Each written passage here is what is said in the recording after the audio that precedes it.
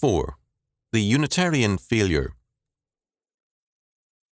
It becomes apparent at once why Unitarianism has floundered between the one and the many, between anarchism and statism.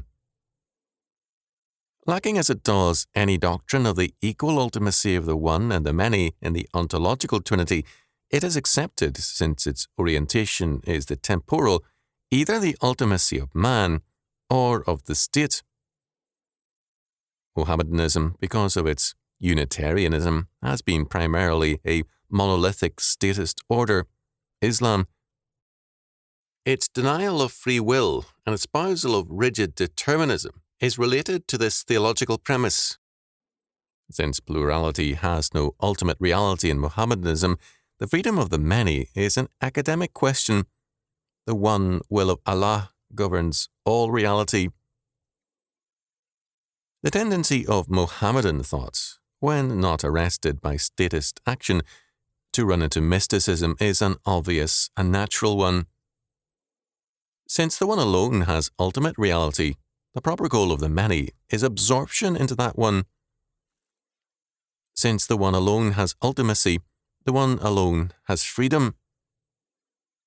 There is no Reformed or Augustinian distinction between proximate and ultimate causes.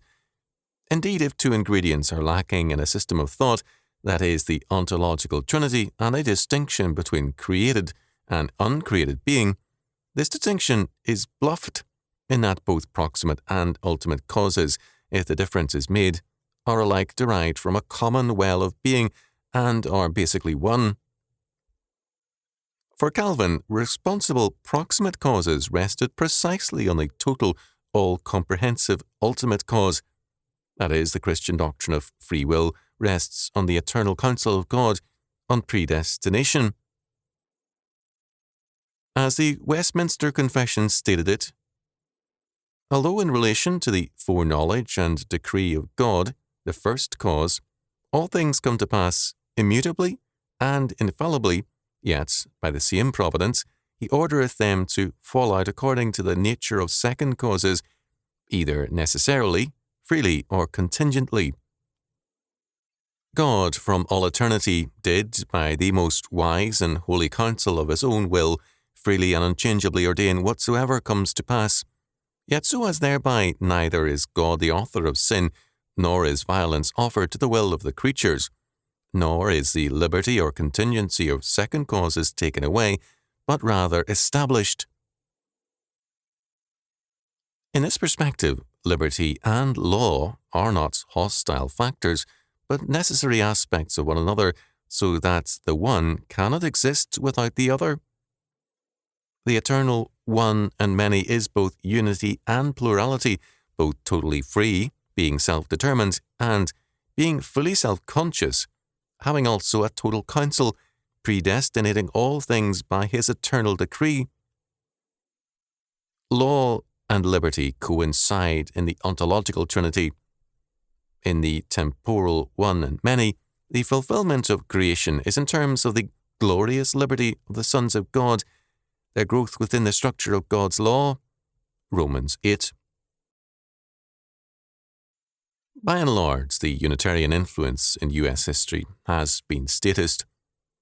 Very early Unitarian thinkers led the country into a messianic view of the state as man's source of salvation and of true order, and also into statist education. Even in so cautious a man as Emerson, some of these facets appear.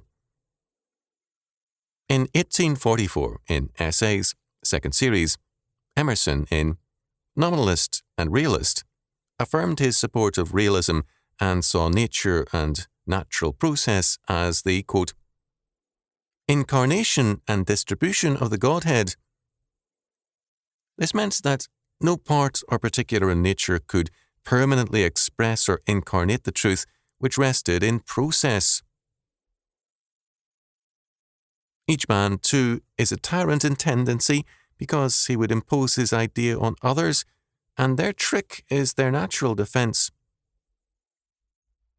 Jesus would absorb the race, but Tom Paine, or the coarsest blasphemer, helps humanity by resisting this exuberance of power. In The American Scholar, an address of 1837, Emerson asserted an ostensibly extreme individualism, which was actually a dissolution of the individual to give ground for the totalitarian concept of society. The common will he saw embodied in representative men. In 1838, in an address delivered in Divinity College, Cambridge, Emerson declared, "The soul knows no persons. It invites every man to expand to the full circle of the universe." In Literary Ethics, he declared, "The man of genius should occupy the whole space between God or pure mind and the multitude of uneducated men. He must draw from the infinite reason on one side, and he must penetrate into the heart and sense of the crowd on the other. From one he must draw his strength, to the other he must owe his aim. The one yokes him to the real, the other to the apparent." The man of genius is thus, for his age, the incarnation of reality, but the people whom he serves are merely appearances. The apparent. This is a parallel development to the Hegelian and Marxist doctrine of the elite and the dictatorship of the proletariat. In writing on history in Essays, First Series, 1841, Emerson stated that, "There is one mind in common to all individual men. Every man is an inlet to the same and to all of the same." But since most men have only a meagre participation in this great one, the common being, the great representative men become their voice and representative in that era. These men are the true state. To educate the wise man, the state exists, and with the appearance of the wise man, the state expires. The appearance of character makes the state unnecessary. The wise man is the state.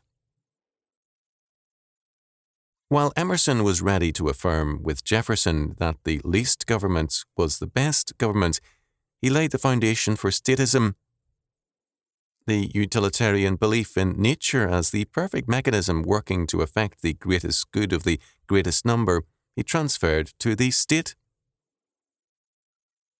As we say in our modern politics, catching at last the language of morals, that the object of the state is the greatest good of the greatest number, so the reason we must give for the existence of the world is that it is for the benefit of all being.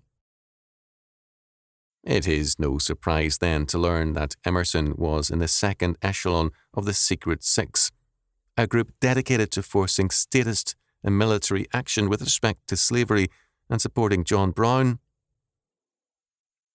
Emerson, in public addresses, seemed to regard Brown as the needed representative man of the hour. Just as in nominalism, universals become abstract universals, mere verbal generalizations without any meaning in themselves, so, in realism, individuals tend to become mere abstract particulars, thin in being and meaningless apart from the Great One. In Emerson, representative men and the state were the incarnation of that oneness for their particular era, occupying the whole space as true mediators of reality. This is the essential doctrine of ancient Babylonian statism and a continuing foundation of new Towers of Babel.